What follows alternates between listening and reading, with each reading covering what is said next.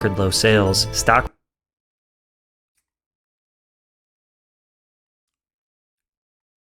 My fault, y'all. What's good, YouTube, man? Welcome back. It's your boy Jay Reacts TV, and we back again with another video. Yes, sir, another video.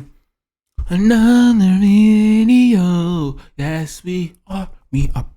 Nah, but without further ado, man. As I can see by the title and the thumbnail, we're gonna be reacting to Patrick CC. Disney is perfectly happy with their conspiracy or catastrophic downfall.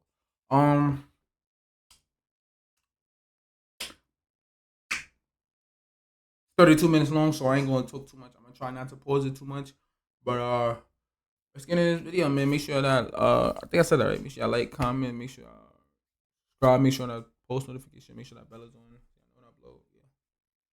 Let's get into it. My fault.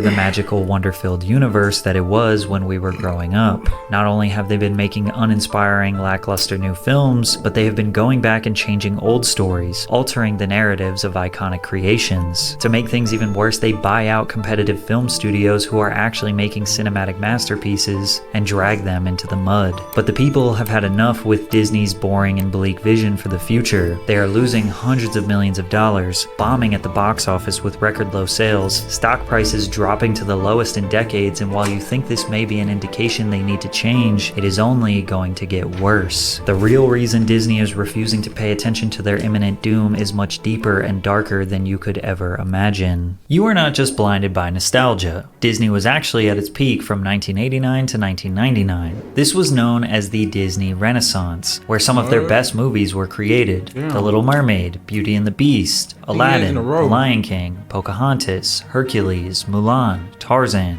These 8 classics all received an overwhelmingly positive critical reception, but more importantly, the fans loved it. Each film generated hundreds of millions of dollars in the box office. The Lion King earned the most at nearly $1 billion, making it the 57th most successful film of all time. These films were so successful that even their soundtracks were selling millions of copies. The Little Mermaid 6 times platinum, Beauty and the Beast 3 times platinum, Aladdin 3 times platinum, Pocahontas 3 times platinum. The Lion King reached diamond status.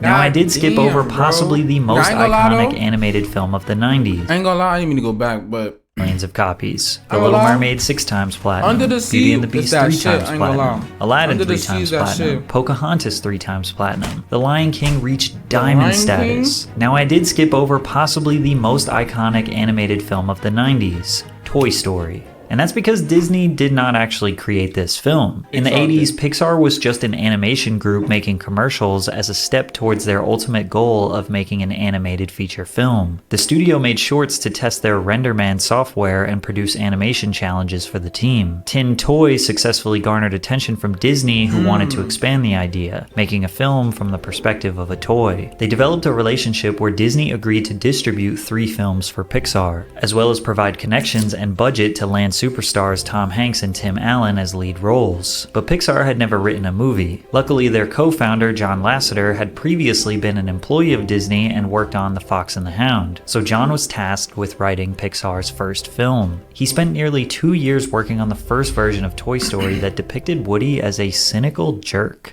Who said your job was to think, Spring Wiener? Well, I just thought that use this vast reserve of brain power to consider this for a moment. If it wasn't for me, Andy wouldn't pay any attention to you at all. In fact, my sketchy friend, you would have been hauled away to Goodwill a long time ago, so shut your mouth and get them off the bed. When Pixar pitched this, nah, what the fuck? Nah. I ain't gonna lie, if they would have came with this approach, this shit wouldn't even like.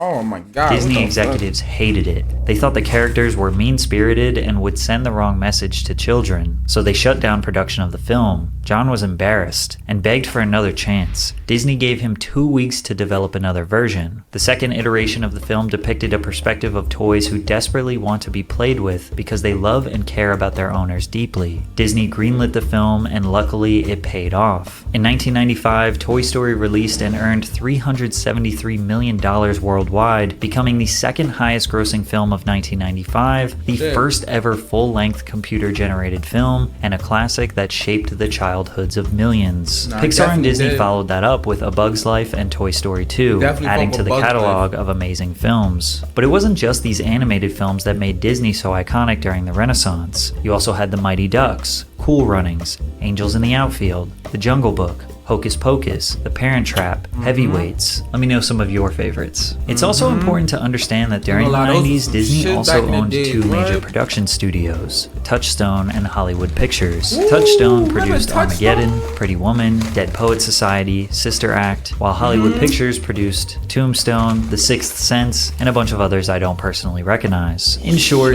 Disney absolutely dominated the 90s. They created iconic moments of magic that taught us valuable life lessons. They taught us right and wrong. Never pretend to be something you are not. Listen to your parents. Love and cherish your family. Lessons that would make us well-rounded human beings. However, they did get their fair share of criticism back then as well. The Hunchback of Notre Dame explores themes such as lust, obsession, and religious hypocrisy, which are more mature and intense than typical Disney fare. The character of Esmeralda was critiqued for her sexualized design. Most people have no clue that in 2023, the best way to make money on Amazon is not. It's like for some reason, they can make a kid show kid-friendly. They can make a kid show kid-friendly, but for some reason, they gotta add the little hidden subliminal messages, the little...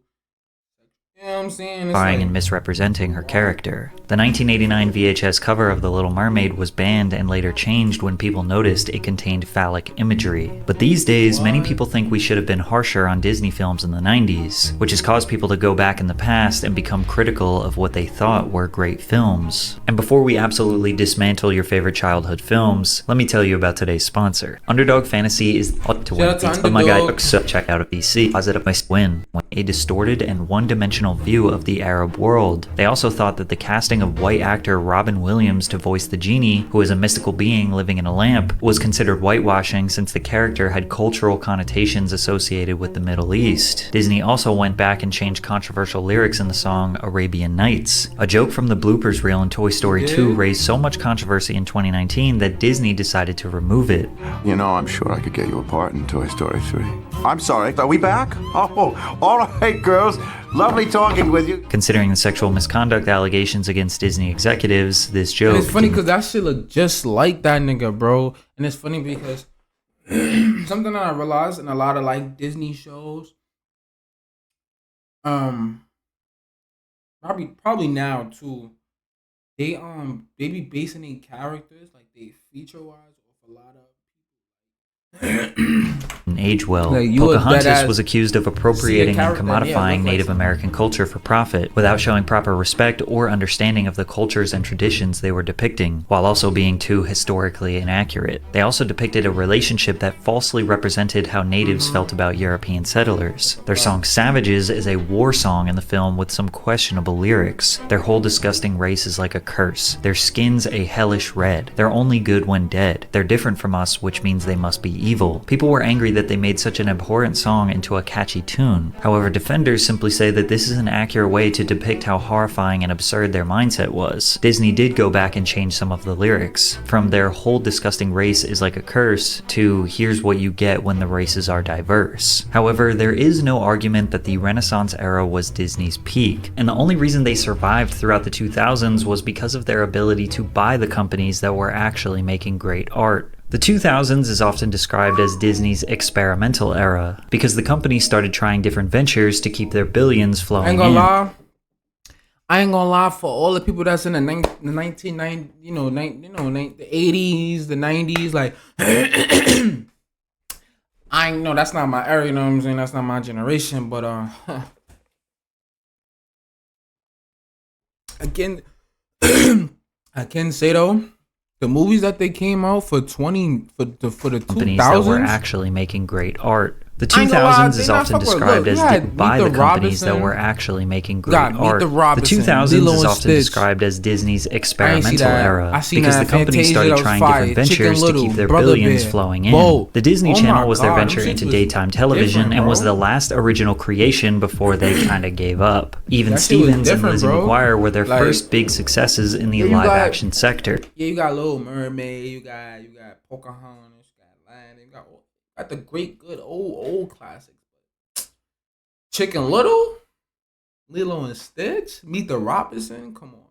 Which led to huge hits like That's So Raven, Sweet Life of Zack and Cody, Hannah Montana, and Wizards of Waverly Place. These shows rooted our problems as tweens into reality. They depicted fun adventures while also tackling real problems like how to talk to your first crush, how to combat bullies, going through puberty, among other growing pains. Every single one of their successful TV shows were turned into movies, which speaks to their experimental nature. But they also produced original TV movies like Smart House, Cadet Kelly, the Halloween Town series, and of course, High School Musical. For the people that didn't grow up during this era, it's hard to describe how much the Disney Channel impacted children. Kids in the 50s through the 70s pretty much only watched cartoons on Saturday mornings. 80s and 90s kids watched before school and after school, but had less variety and autonomy over what they were watching. Early 2000s kids grew up with multiple TVs in the house. If parents wanted to control the television, they likely had a playroom TV or bedroom TV where they could watch whatever they want. They had DVRs, playback software, endless amounts of reruns, and even multiple channels that aired the same shows. Disney Channel shows were averaging anywhere from 4 to 10 million viewers on the premieres alone. Hannah Montana and the Cheetah Girls became international superstars. Remember that? That's an old movie. Doing stadium tours with 10,000 plus people singing songs that were based on a Disney Channel TV show. And while their live-action TV thrived, their animated TV shows were much weaker than competitors Nickelodeon and Cartoon Network. But they still had some solid new additions with The Proud Family, Kim Possible, and Phineas and Ferb. All of those also got their own TV movies. But if it wasn't for Pixar, Disney's animated film presence would have tanked. They started the 2000s with The Emperor's New Groove, which fans loved, but it failed to meet the financial success of the Renaissance era films, only profiting about $70 million, which isn't enough for Disney. From here, hand-drawn animation was being considered obsolete, and Disney had not been working on computer-generated animation. To make things worse, there was new competition on the horizon, DreamWorks. Disney created a competitor to Pixar and DreamWorks called Secret Lab, but the films they produced failed to meet expectations. Dinosaur was their 2000 film that featured CGI prehistoric creatures. The movie was just alright, not impressive enough for their CGI debut. It secured over $300 million in the box office, but they expected more. Secret Lab closed down after one failure. Pixar exploded again with Monsters Inc., and DreamWorks came out of the gates hot with Chicken Run and Shrek. Shrek 2 secured $900 million in the box office. Disney was trembling. The Lilo and Stitch movie was the last original bona fide hit Disney had since the 90s, grossing $273 million, but it still didn't even come close to Pixar. Finding Nemo grossed nearly $1 billion worldwide. The Incredibles $600 million. Monsters Inc. $500 million. But it wasn't even just the money. Disney's animation was outdated, and their storylines were almost exactly the same from 1989 now into the 2000s. They knew they could not compete with the creativity of Pixar or DreamWorks, so CEO Bob Iger decided to acquire Pixar in 2006 for $7.4 billion. Every movie after 2006 by Pixar could technically be considered a Disney movie, but John Lasseter at Pixar was not going to let them ruin his films. He demanded that Disney executives have little power over the creative direction of Pixar films, and since Disney needed Pixar, they obliged and saw even more success. Cars, Ratatouille, WALL-E, Up. Pixar saved Disney, but only for a little bit. I ain't gonna lie, they definitely did save Disney. That's what I'm saying. Like, I give Disney the credit. Like, they had the old, feel me? But like, the 2000 era, they was going crazy with the fucking movies, bro. All the to make matters worse for Disney, they were struggling to find big success in live-action films. There was really only two films that carried this era. Pirates of the Caribbean, which became a multi-billion-dollar series over the next 2 decades, and Chronicles of Narnia, which also grossed over $1 billion worldwide. Even though there was technically a spin-off from a book series written in the 50s. Other than that, we got some cult classics like The Princess Diaries, Freaky Friday, Bridge to Terabithia, and Remember Remember the Titans. That's However, valid. as we Valid, went into valid. the 2010s, Disney Channel ratings started to dwindle. The only show still gaining viewership was Wizards of Waverly Place. By that point, kids like me were in high school and moving on from Disney. It seemed like every sector of their business was facing imminent disaster as we passed 2010. Their TV cartoons weren't as good as Nickelodeon or Cartoon Network, their animated films weren't as good as Pixar and DreamWorks, their live-action TV shows were losing steam, and honestly, they never really had booming success with live-action films aside from a few. So instead of buckling down, figuring out where they are going wrong, figuring out how to create wonderful, imaginative universes like they did in the 90s and for nearly 100 years before, they took the easy way out and just bought out companies who were actually making great art. Disney actually has a Marvels? long history of buying companies that are competing with that, them, but, or yeah, buying into I didn't industries know they that. want to take part in. Like in 1993, they purchased the Mighty Ducks hockey team and the California Angels baseball team. Why? Because they wanted to make a hockey movie and a baseball movie, and they weren't just going to waste an opportunity to create a money-making professional sports empire. Well, they failed, but the movies were pretty good. Then in 1996, they purchased ESPN as a whole when they acquired ABC Inc. And to save you a bunch of time, this is every single company that Disney owns today. What the fuck? Now, hold on. ABC hold on. Inc. We gotta And to look at this. What the Walt Disney Studios, Disney Music Group, Disney Director. These niggas own ANC, History, Vice, Marvel Studios, save you a bunch of time. Hulu, Stars TV, Natural Geographic. Oh my god. What? These niggas. This is every single company that Disney owns today. Real God estate damn, companies, Fox, theme they definitely parks, do own merchandising, Vice, National Geographic, Hulu, and even GoPro. Disney has their white Nah, gloves in just about Disney every is business imaginable. crazy. They were once a company that took pride in creating cinematic masterpieces to last decades. With the help of Bob Iger, they became focused on one thing and one thing only: profit. And in the start of the 2010s, they did pretty dang good after they purchased Marvel Entertainment for $4.4 billion. Eve to me is basically freedom. It's a giant open universe where Many people thought Disney acquiring Marvel would remove some of the edge these Marvel characters had. Just like John Lasseter made sure Disney didn't ruin Pixar, Marvel's president Kevin Feige was going to continue to control the creative direction for future films. Kevin produced most of the iconic Marvel movies in the early 2000s. What's his name? For future films. Kevin produced most of the iconic...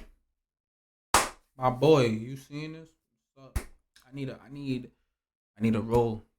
Anything you give me is gonna be fire. I'm telling you. Like, any role you give me, I need a role. Marvel movies in the early 2000s. Spider-Man 1, 2, and 3. I could save Marvel. I'm telling you. Iron Man, The Incredible Hulk, Fantastic Four. Marvel was on fire, and Disney's newfound ownership would surprisingly make things better in the beginning. Feige had a vision for the Marvel Cinematic Universe that no one had attempted before on the big screen. His plan was to make an interconnected universe of films all building to one finale. Iron Man 2, Thor, Captain America. They came out of the gates hot. The Avengers securing $1.5 billion worldwide, which made it the third highest grossing film of all time in 2012. Iron Man 3, Thor the Dark World, The Winter Soldier, Guardians of the Galaxy, Ant-Man. Marvel was releasing 2 huge feature films per year, and each time it was a cultural event. All the way up through 2019, they were breaking records left and right. Deadpool, Thor Ragnarok, Deadpool 2, Venom, all were massive. Then Black Panther, becoming the highest grossing film directed by a black filmmaker, grossing over $1.3 billion. The film celebrated black culture in a groundbreaking way, offering a vision of Africa through the fictional nation of Wakanda that was rich, advanced, and uncolonized. The film showcased a specific, beautiful black aesthetic, from Afrocentric natural hair to carefully designed costumes drawing from various African references. This attention to detail reflected the diversity of black culture and identity. But the 2 movies that wrapped up Marvel's decade-long dominance are Avengers Infinity War and Avengers Endgame. Infinity War grossed $2 billion at the box office, making it the highest grossing superhero film of all time, only to be beaten by Endgame the next year, $2.7 billion worldwide. Many people believe these 2 movies are in the top 10 best superhero films of all time. It's funny because they really was released a year apart, like a year and a day apart. Like, that's crazy. Like, not even a year. I'm lying. Less than a year, bro. Literally, like, She was less than a year. And they also believed them to be the end of Marvel's dominance. After all, it was Kevin Feige's vision to build all these stories throughout the years until they came together in Endgame. Pixar continued to steamroll ahead in the 2010s. Toy Story 3 became the highest grossing animated film of all time. Brave, which was a new story that became a massive hit, earning $500 million in the box office. Monsters University grossed over $700 million. Then Inside Out was even bigger at $850 million. Finding Dory was another $1 billion box office success. If you look at Pixar's catalog from 1995 to... I ain't gonna lie, they was going crazy. Like, I ain't gonna lie, it's a, like, these is really the, like, OGs, like, yeah. These is the 2017, OGs, they had one like, flop, one of the most impressive runs in history. Disney was in total 2017, they had one flop, one of the most impressive runs in history. Disney was in total domination at the start of the 2010s. Yeah, they were being carried by their acquisitions, but they made a short comeback from their own animation studio. Wreck-It Ralph in 2012 was a very Pixar-inspired film about the lives of video game characters inside the arcade machines. Earning a solid $500 million at the box office got the momentum building for what was about to come. Frozen, the highest grossing animated film of all time, beating out Toy Story 3, $1.28 billion. It's not even unexpected, I ain't gonna lie. Frozen is still talked about to this day, bro. Like that's how much Frozen. But the success really of Frozen was more than just money. Disney was able to recreate the magic and cultural dominance they had in the 90s. An original princess movie with addicting musical performances, valuable life lessons for kids like learning to be brave, take risks, communicate your conflicts, and always love your friends and family. It just felt right to see my little sister have an iconic Disney film to grow up with. Then they followed up with Big Hero 6 and Moana, both solid additions to the new Pixar-inspired Disney Big catalog. Hero 6 was fire They also too. took a big step progressively. In 2014, on an episode of Good Luck Charlie, Disney displayed a same-sex couple for the first time. Taylor has two moms.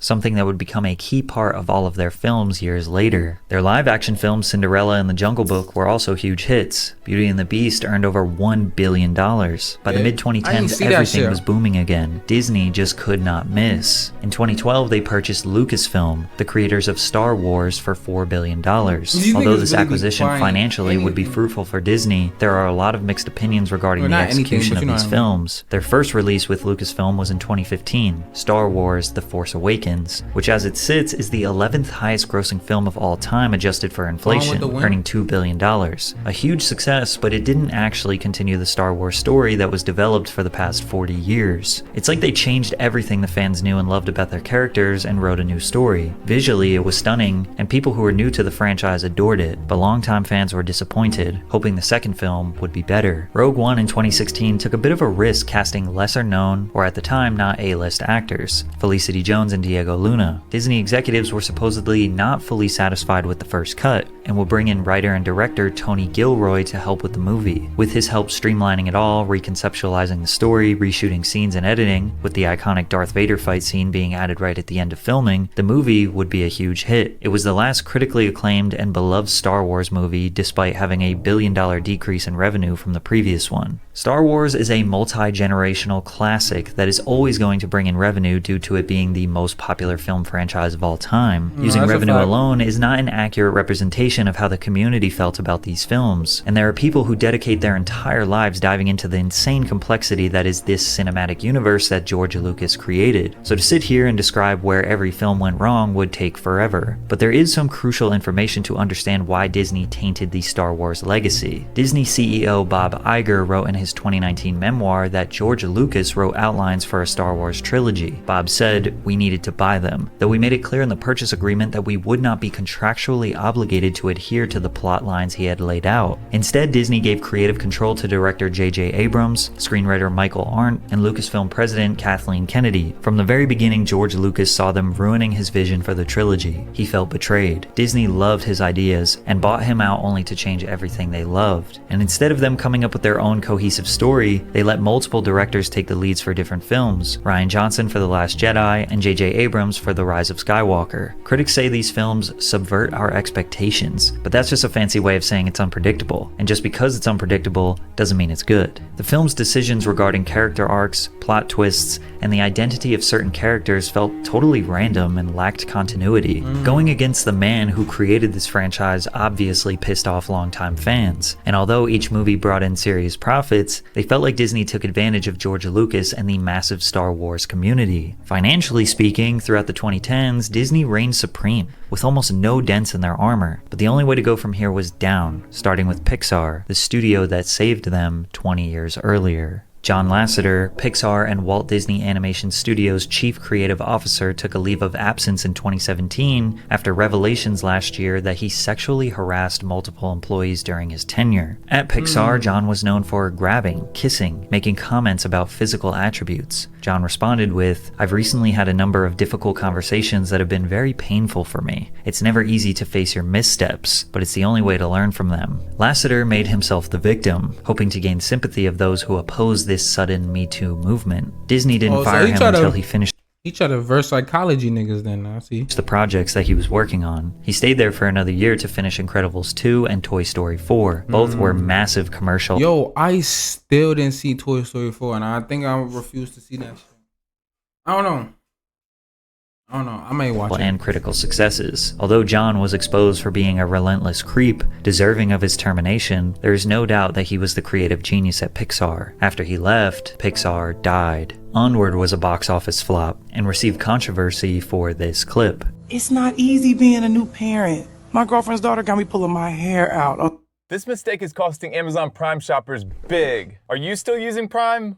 Because at this point, it is the Okay. The officer mentions her girlfriend's daughter, obviously stating that she is a lesbian. Most people didn't even notice this quick line. In fact, the LGBTQ community was pretty happy about it. However, this short scene got the film banned in multiple Middle Eastern countries. From there, Soul was a flop. Luca Soul was a was flop. okay. Oh, Turning damn. Red managed to I fuck with barely Soul, make I a fuck with profit, Luca. but when you consider I fuck marketing with Red. expenses, it's still a flop. Pixar was spending $100 to $200 million per film to make these detailed, beautiful Damn. universes, but lacked any decent storytelling to keep you engaged. Lightyear was the unforeseen spin-off of Toy Story's Buzz And did Lightyear. fucking And in this bad. one, Pixar took their inclusion to new heights when they displayed a same-sex couple kissing. Conservatives claimed Lightyear was an attempt by Disney to indoctrinate children and shape their I ain't beliefs. gonna lie, So they are though, bro. Low key, like say what you want, but they are, bro. Like I just feel like they don't have to put certain things in the movies. Like they don't have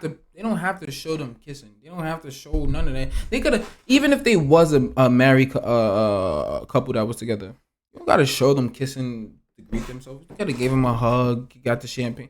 But they just be social doing media so saw much a sometimes, bro. firestorm of different opinions online, and the movie failed in the box office. But not just because of controversy. It's because they depicted Buzz as more of a human than the toy we all know and love. It was voiced by not Tim Allen, and it's an origin story that nobody really needed in the first place. It's hard to say what exactly went wrong at Pixar in the past few years. It can't simply be Lasseter's exit because he was hired by Skydance Animations and their first movie Luck was a commercial and critical failure. Pixar has never had so many failures commercially and critically in their entire history. They are on life support and don't know how to save themselves. The next sector of Disney's business to go was their own animation studio. Instead of taking risks on new storylines, they continued pushing what was working. Ralph Breaks the Internet was a solid sequel that was loved by fans and critics, also turned a decent profit. Frozen 2 was bound to be a smash hit and ended up being bigger than they probably imagined, $1.4 billion in the box office, the second highest grossing animated film of all time. Hopefully this was enough profit to handle all the loss they were about to take in the 2020s. Raya and the Last Dragon, flop. Encanto had an okay box office performance, but got more fuck with popular Raya. once it was added to the Disney Plus streaming service. Strange World was a massive box office I didn't get failure to see and this. had yet I didn't another see that yet. LGBTQ controversy. The main character, Ethan Clade, is an openly gay teenager whose crush is the male character Diazo. This is the first Disney film with an openly gay lead character. Teachers in Florida were being investigated for showing this film to their students. Opposers think that What? Disney Animations is I mean, I failing get because it, they though. choose not to write an interesting and meaningful storyline, but rather I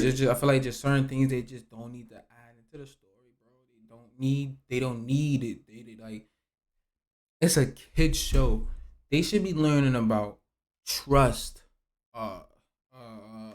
happiness, being kind, being friendly, loving one another as friends, you know, being considerate, you know what I'm saying? Showing sympathy, knowing what's right from wrong, knowing how to swallow your pride and you know, say I'm sorry, you know, stuff like that. Not all this gender stuff. Like, they don't need to learn that, bro. They still young. They don't even know what gender they are. You know what I'm saying? Like, they're focused on kids pushing be an kids, agenda bro. to children. However, the LGBTQ community feels like they are finally getting deserved representation in films. But Disney made their stance towards the LGBTQ community very clear in March of 2022, when Florida legislator passed And that's weird for them.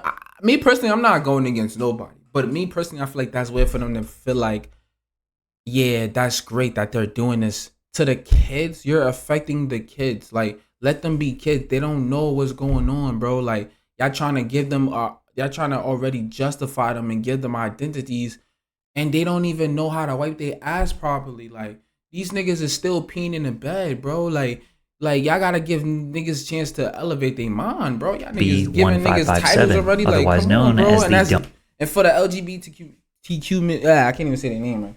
For them to say that's okay and valid, they wrong for that. I don't care what nobody say. Don't Say Gay bill. This bill prohibits instruction on sexual orientation or gender identity in grades kindergarten through 3rd grade. The bill is framed around the fundamental rights of parents to make decisions regarding the upbringing and control of their children. Since Disney World is located in Florida, they were pressured to take a stance. They issued a statement. Florida's HB 1557 should have never been passed and should never have been signed into law. Our goal as a company is for this law to be repealed by the legislature or struck down in the courts, and we remain committed to supporting the national and state organizations working to achieve that. Disney did not attempt to block this law while it was in process, and as far as we know, have not made any progress towards getting it changed. Walt Disney Studios was able to offset some of the losses from their 2 animation studios failing with live-action remakes of classics.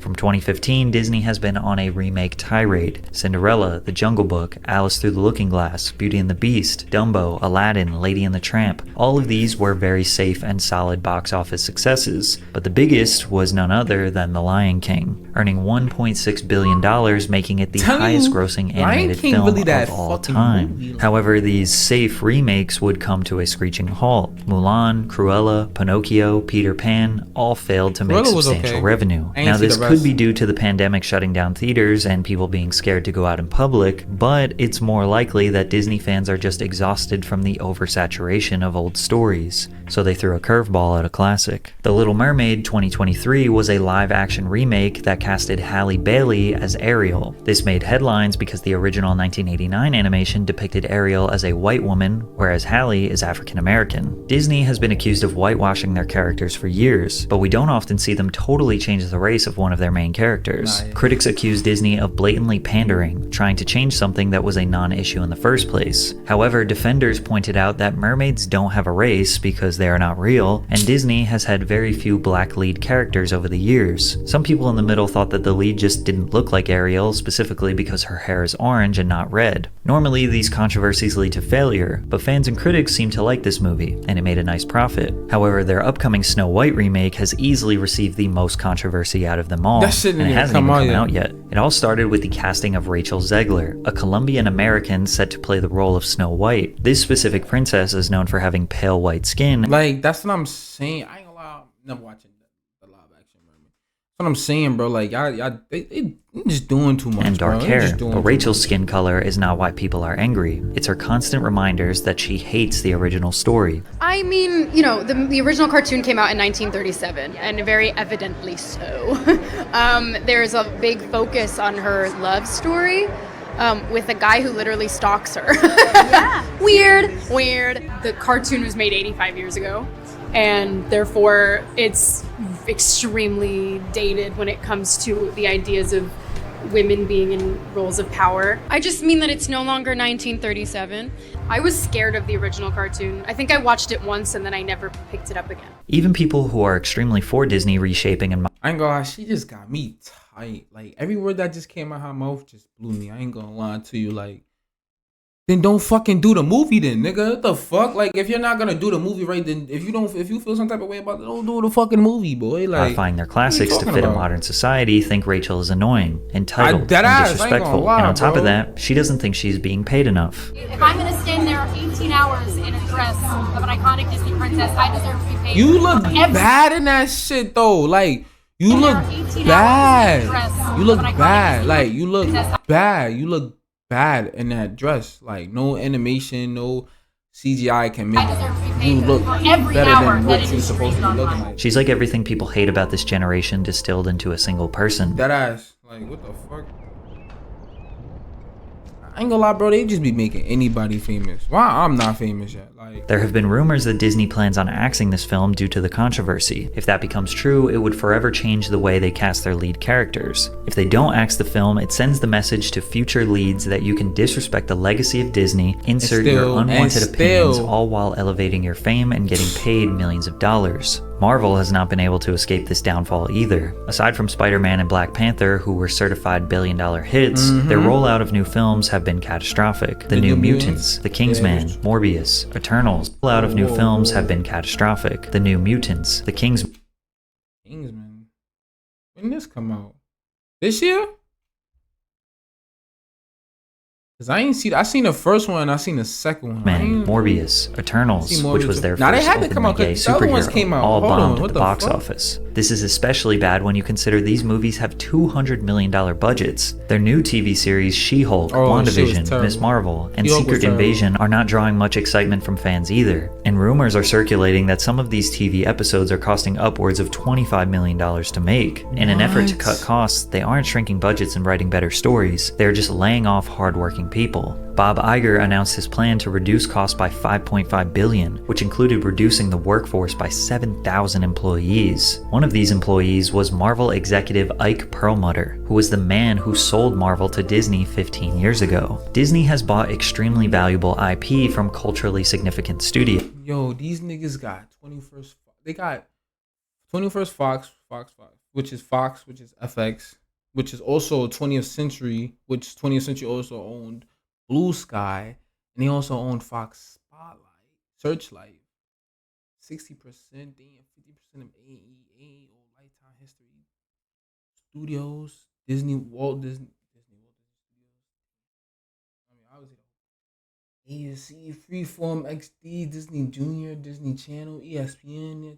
Nah, these niggas is crazy. They going cool. Rinsed every dollar they could out of them and reshaped the narratives to tell a more modern and socially acceptable story. But they are now in panic mode. It's not working anymore. They have lost $900 million in their last 8 releases, and just a week ago their stock price hit a 9-year low when it fell below $84 in 2023. So if going woke is clearly pissing off fans and dragging their financials into the mud, why are they doing it? Is it because they genuinely care about inclusion and making people of all kinds feel comfortable and happy? Well, when you learn about the Corporate Equality Index, you might think differently as to why companies are all of a sudden being so forward with their political ideologies. For the 16th year in a row, Disney received a score of 100 on the Human Rights Campaign Foundation's Corporate Equality Index. The CEI score is administered by the Human Rights Campaign, the largest LGBTQ political lobbying organization in the US. This score is given to companies that meet certain criteria such as workforce protections, inclusive benefits, supporting an inclusive culture, and the big one being corporate social responsibility. CSR is the one we will notice the most because of the rules that must be followed to earn a full score in this area. Marketing or advertising in LGBTQ consumers, advertising with LGBTQ+ content, advertising in LGBTQ media or sponsoring LGBTQ organizations and events, and demonstrated public support for LGBTQ+ equality under the law through local, state, and federal legislation or initiatives. Companies are rewarded with essentially a social credit score based on how inclusive they are. Investors often consider a company's CEI score as an indicator of potential future backlash over human rights violations or other controversies. A high CEI score can reassure investors that the company is a relatively safe bet. If you do not comply with... So basically, at this point, Disney is just all about politician. Like, this shit is just all about like just having high ratings and shit like that. Cause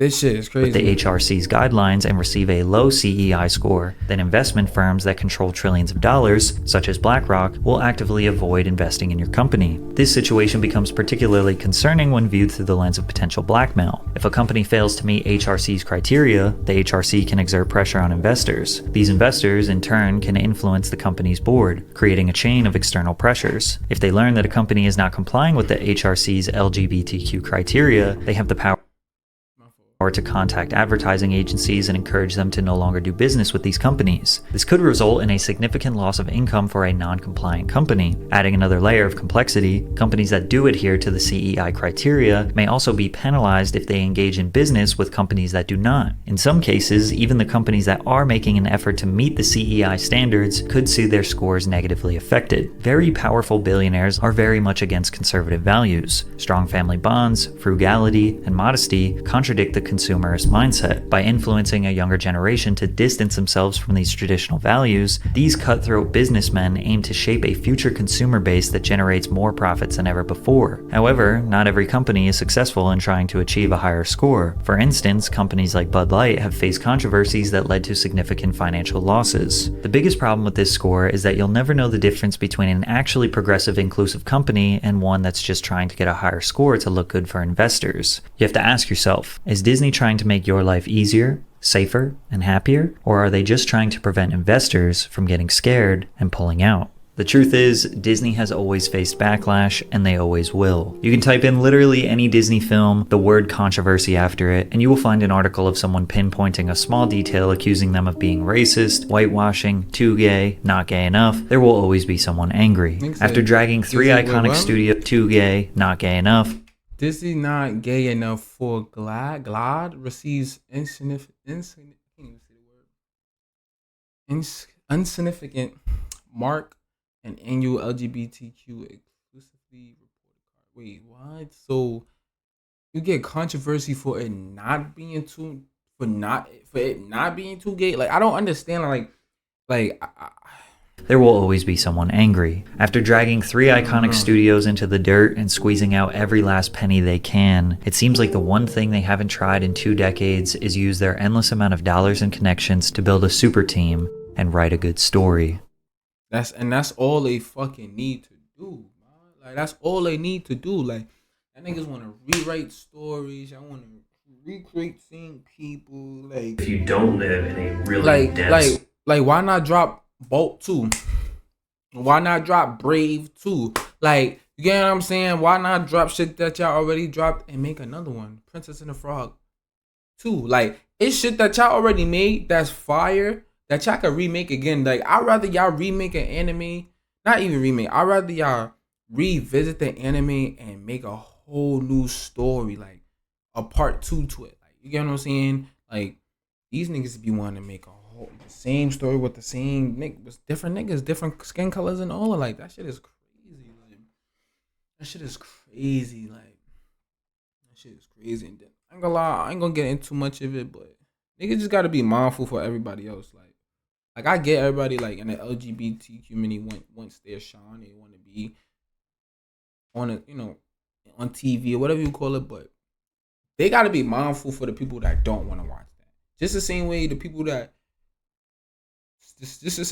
be mindful for the LGBT community that what they want to watch. Like, everybody just gotta be mindful for everybody's feelings. You know what I'm saying? Like, that's all it really is, bro. Like, yeah. But that's pretty much for the video. We ain't even gonna get into that. Make sure y'all like, comment, and subscribe. Make sure y'all turn on that post notification. Make sure that bell is on so y'all know when I upload. Yeah, the original video, this is gonna be in the link in the description box down below. Check out the Twitch, Reddit, Discord, all that in the link in the description box. Yeah, man. Without further ado, we out. Peace.